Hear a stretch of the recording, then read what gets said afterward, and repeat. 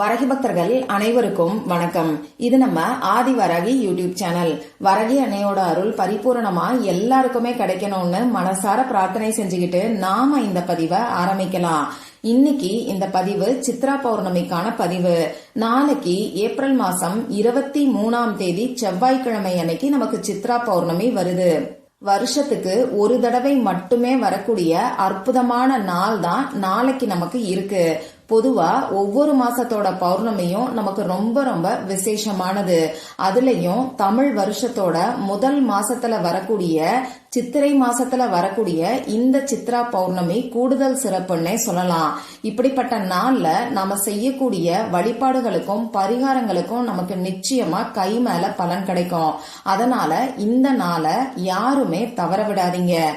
இப்படிப்பட்ட அற்புதமான நாள்ல நாம பணத்தை வசியம் செய்யறதுக்கு என்ன பண்ணணும்னு இப்ப நான் உங்களுக்கு சொல்றேன். நாளைக்கு நைட்டுக்குள்ள இப்ப நான் சொல்ல போற பொருளை குத்தி வச்சாலே போதும், கோடி கோடியா பணம் உங்களை தேடி வர ஆரம்பிக்கும். நீங்களே எதிர்பார்க்காத நம்ப முடியாத பணவரவு உங்களுக்கு ஏற்படும். அந்த அளவுக்கு சக்தி வாய்ந்த பரிகாரத்தை தான் இப்ப நான் உங்களுக்கு சொல்ல போறேன். இது என்ன பரிகாரம், இதை யாரெல்லாம் செய்யலாம், எந்த நேரத்துல செய்யணும்னு இப்ப நான் உங்களுக்கு சொல்றேன். நாளைக்கு நமக்கு சித்ரா பௌர்ணமி. நமக்கு இருக்கக்கூடிய கஷ்டங்கள் எல்லாமே தீர்றதுக்கு நாளைக்கு காலையில எந்திரிச்ச உடனேயே சொல்ல வேண்டிய ஒரு வார்த்தைய பத்தி ஏற்கனவே நம்ம சேனல்ல ஒரு பதிவு நான் உங்களுக்கு கொடுத்திருக்கேன். அந்த வீடியோவோட லிங்க டிஸ்கிரிப்ஷன் பாக்ஸ்ல நான் உங்களுக்காக கொடுக்கறேன். விருப்பப்பட்டவங்க செக் பண்ணி பாருங்க. இப்போ இந்த பதிவுல பணத்தை வசியம் செய்யறதுக்கான பரிகாரத்தை தான் நாம பார்க்க போறோம். பணத்தை வசியம் செய்யணும், பணத்தை ஈர்க்கணும்னு சொன்ன உடனே இந்த பரிகாரத்தை மட்டும் செஞ்சா போதுமா, வேலை செய்ய தேவையில்லையா, உழைக்க தேவையில்லையான்னு ஒரு சிலர் கேட்பீங்க. அப்படியெல்லாம் கிடையாது.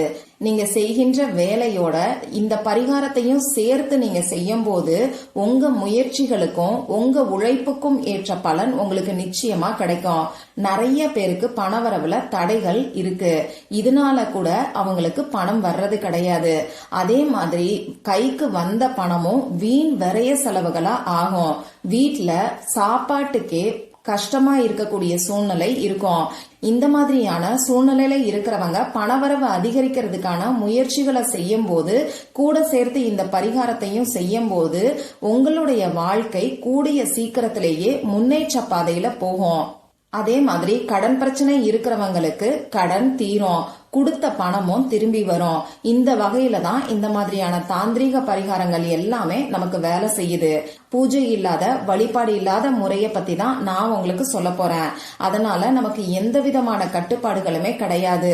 ஆண்கள் பெண்கள் இப்படி யாரு வேணாலும் செய்யலாம். பிறப்பு தீட்டு இறப்பு தீட்டு இருக்கிறவங்களும் தாராளமா செய்யலாம். பெண்களுக்கு மாதவிடாய் சமயமா இருந்தாலும் இந்த பரிகாரத்தை செய்யலாம். நாளைக்கு நீங்க அசைவம் சாப்பிட்டு இருந்தாலும் இந்த பரிகாரத்தை செய்யலாம். உங்க வீட்டுல இருந்து இந்த பரிகாரத்தை செய்யறது அற்புதமான பலன்களை நமக்கு கொடுக்கும். சப்போஸ் நீங்க நாளைக்கு வெளியில இருக்கீங்க, உங்க சொந்தக்காரங்களோட வீட்டுல இருக்கீங்கன்னா என்ன பண்ணலான்னு இந்த வீடியோலயே நான் உங்களுக்கு சொல்றேன். அதனால கொஞ்சம் கவனமா இந்த வீடியோவை பாருங்க. மொத்தமா 2 ஸ்டெப்ல இந்த பரிகாரத்தை நாம செய்ய போறோம். இப்போ இந்த பரிகாரத்துக்கு தேவையான பொருட்கள் என்னன்னு நாம பார்க்கலாம். இந்த பரிகாரத்துக்கு நமக்கு பிரியாணி இலை தேவைப்படும். கருப்பு புள்ளிகள் இல்லாத, முடிஞ்ச அளவுக்கு டேமேஜ் கொஞ்சம் கம்மியா இருக்கிற மாதிரி பிரியாணி இலையா பார்த்து எடுத்துக்கோங்க. அடுத்ததா இந்த பிரியாணி இலையில எழுதுறதுக்கு பேனா, sketch pen, marker, glitter pen, இதுல ஏதாவது ஒண்ணு நமக்கு தேவைப்படும். கிரீன் கலர்ல இங்கு வரக்கூடிய பேனா, அப்படி இல்லைன்னா ப்ளூ கலர்ல இங்கு வரக்கூடிய பேனாவை இந்த பரிகாரத்துக்கு நீங்க பயன்படுத்திக்கோங்க.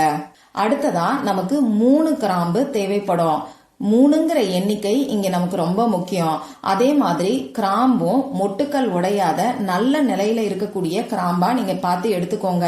புதுசா கடைக்கு போய் வாங்கணுங்கிற அவசியம் எல்லாம் கிடையாது.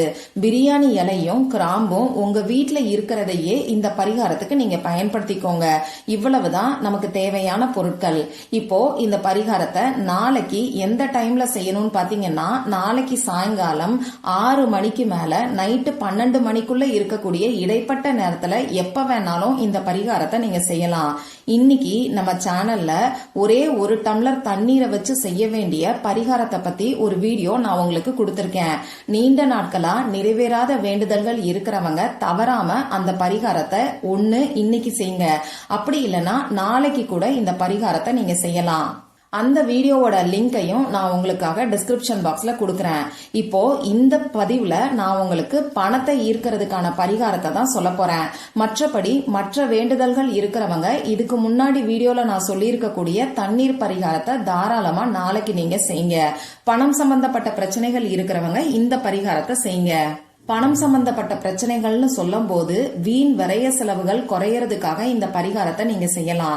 கடன் பிரச்சனை தீர்றதுக்காகவும், கொடுத்த பணம் திரும்பி வர்றதுக்காகவும், வீட்ல வறுமை நிலை மாறுறதுக்காகவும், அன்றாட சாப்பாட்டு செலவுக்கே கஷ்டமா இருக்குன்னு சொல்றவங்களும் தவறாம இந்த பரிகாரத்தை செஞ்சு பாருங்க.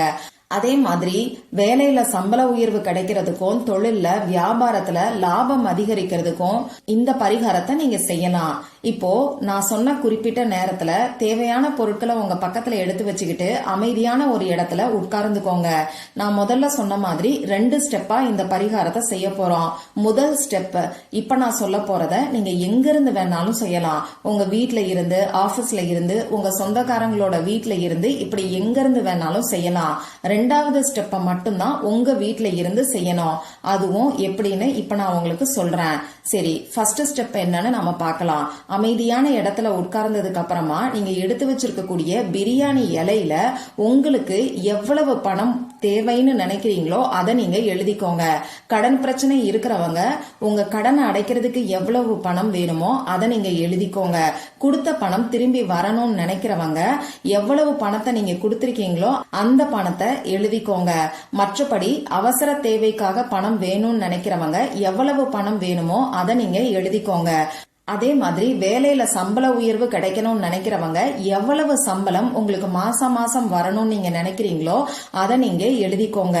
தொழில் வியாபாரம் செய்யறவங்க லாபம் அப்படின்னு சொல்லி தமிழ்லயோ, அப்படி இல்லைன்னா ப்ராஃபிட் அப்படின்னு சொல்லி இங்கிலீஷ்லயோ நீங்க எழுதிக்கோங்க. மத்தவங்க பொதுவா பணவரவு அதிகரித்து விட்டதுன்னு சொல்லி எழுதினாலே போதும். வறுமை நீங்கணும்னு நினைக்கிறவங்களும், வீண் விரைய செலவுகள் குறையணும்னு நினைக்கிறவங்களும் பணவரவு அதிகரித்து விட்டது அப்படின்னு சொல்லி எழுதிக்கோங்க. இதுக்கப்புறமா அந்த பிரியாணி இலைய திருப்பிக்கோங்க. பிரியாணி இலைக்கு பின்பக்கம் இப்ப நான் கொடுத்திருக்கக்கூடிய டாலர் சிம்பலை 3 முறை நீங்க வரைஞ்சுக்கோங்க. இந்த டாலர் சிம்பல் பாத்தீங்கன்னா ரேக்கியில உள்ள குறியீடு. பணவரவு உங்களுக்கு அதிகரிச்சுட்டதா நினைச்சுக்கிட்டே இந்த டாலர் சிம்பலை அந்த பிரியாணி இலைக்கு பின்பக்கத்துல 3 முறை வரைஞ்சுக்கோங்க. இதுக்கப்புறமா நீங்க எடுத்து வச்சிருக்கக்கூடிய கிராம்ப அந்த பிரியாணி இலையில குத்தி வச்சிருங்க. 3 கிராம்பையும் பிரியாணி இலையில 3 தனித்தனி இடத்துல நீங்க குத்தி வச்சுக்கோங்க. இப்போ ஏதாவது ஒரு அகல் விளக்கு எடுத்துக்கிட்டு இந்த பிரியாணி இலைய, அதாவது கிராம்பு குத்தி வச்சிருக்கக்கூடிய பிரியாணி இலைய அந்த அகல் விளக்குல நீங்க வச்சுக்கோங்க. இதுதான் நமக்கு 2வது ஸ்டெப். சப்போஸ் நீங்க உங்க சொந்தக்காரங்களோட வீட்ல இருக்கீங்கன்னா இப்ப நான் சொன்ன முறைப்படி பிரியாணி இலைய எழுதி உங்க பர்ஸ்லயோ ஹேண்ட்பேக்லயோ நீங்க வச்சுக்கோங்க. அடுத்த மாசம் பௌர்ணமி வரைக்கும் இந்த பிரியாணி இலைய பத்திரமா வச்சிருந்து நீங்க எரிச்சுக்கோங்க. உங்க வீட்ல இருந்து இந்த பரிகாரத்தை செய்யறீங்கன்னா நாளைக்கே இந்த பிரியாணி இலைய நீங்க எரிச்சிருங்க. இப்ப நான் என்ன சொல்ல வரேன்னு உங்களுக்கு புரிஞ்சிருக்கும்னு நினைக்கிறேன். இந்த பிரியாணி இலையில எழுதுறத எந்த இடத்துல இருந்து வேணாலும் நீங்க எழுதலாம். ஆனா எரிக்கிறது உங்க வீட்ல இருந்து மட்டும்தான் நீங்க எரிக்கணும். ஒண்ணு நாளைக்கே நீங்க எரிக்கலாம், அப்படி இல்லைன்னா அடுத்த மாசம் பௌர்ணமி வரக்கூடிய நாள்ல இந்த பிரியாணி இலைய நீங்க எரிச்சுக்கோங்க. இப்போ நீங்க எழுதி கிராம்ப குத்தி வச்சிருக்கக்கூடிய பிரியாணி இலைய அகல் விளக்குல வச்சுட்டு அதுக்கு மேல ஒரு கற்பூரத்தை வச்சு இத நீங்க ஏத்தி வைங்க. இந்த பிரியாணி இலை எரிஞ்சு முடிக்கிற வரைக்கும் அதே இடத்துல உட்கார்ந்துக்கோங்க. இப்போ உங்க வீட்ல ஹால்ல இருந்து நீங்க இந்த பரிகாரத்தை செய்யுங்க. அந்த பிரியாணி இலை எரிஞ்சு முடிக்கிற வரைக்கும் உங்களை தேடி பணம் வர்ற மாதிரி உங்க மனசுக்குள்ள நீங்க நினைச்சுக்கிட்டே இருங்க. கிராம்பு ஒன்னும் பாதியுமா தான் நமக்கு எரியும். பரவாயில்ல, முழுசா எரியணும்னு சொல்லி திருப்பி திருப்பி கற்பூரத்தை வச்சு நீங்க ஏத்தி வைக்க வேண்டாம். ஒரே ஒரு தடவை கற்பூரத்தை வச்சு நீங்க ஏத்தி வச்சாலே போதும். இப்படி எரிஞ்சதுக்கு அப்புறமா அந்த சாம்பலை உங்க வீட்டுக்கு வெளியில வந்து உங்களுக்கு பணவரவை அதிகப்படுத்தி கொடுத்ததுக்காக இந்த பிரபஞ்சத்துக்கு நன்றிய சொல்லி ஊதி விட்டுருங்க. இவ்வளவுதான் நீங்க செய்ய வேண்டியது. ரொம்ப ரொம்ப பவர்ஃபுல்லான ஒரு பரிகாரத்தை தான் இப்ப நான் உங்களுக்கு சொல்லியிருக்கேன். நாளைய நாள் நமக்கு ரொம்ப ரொம்ப சக்தி வாய்ந்த நாளா இருக்கிறனால இந்த நாள்ல செய்யக்கூடிய இந்த பரிகாரம் நிச்சயமா உங்களுக்கு கை மேல பலன் கொடுக்கும். இன்ஸ்டன்டா எல்லாருக்குமே நல்ல ரிசல்ட் கிடைக்கும். ட்ரை பண்ணி பார்த்துட்டு மறக்காம எனக்கு ரிசல்ட்டை ஷேர் பண்ணுங்க. இந்த பதிவுல உங்களுக்கு ஏதாவது சந்தேகம் இருந்துச்சுன்னா எனக்கு கமெண்ட் பாக்ஸ்ல கேளுங்க. அதை நான் உங்களுக்கு உடனே தெளிவுபடுத்துறேன். இந்த பதிவு உங்களுக்கு பிடிச்சிருந்தா லைக் பண்ணிட்டு உங்க ஃப்ரெண்ட்ஸ் அண்ட் ஃபேமிலி கூட ஷேர் பண்ணுங்க. இந்த மாதிரி அந்தந்த நாளுக்கும் நேரத்துக்கும் திதிக்கும் உரிய வழிபாடுகளையும் பரிகாரங்களையும் நீங்க மிஸ் பண்ணாம தெரிஞ்சுக்கிறதுக்கு நம்ம சேனலை மறக்காம சப்ஸ்கிரைப் பண்ணிட்டு பக்கத்துல இருக்கக்கூடிய பெல் ஐகானையும் பிரஸ் பண்ணிக்கோங்க. மற்றும் ஒரு பயனுள்ள பதிவுல நாம சந்திக்கலாம். நன்றி.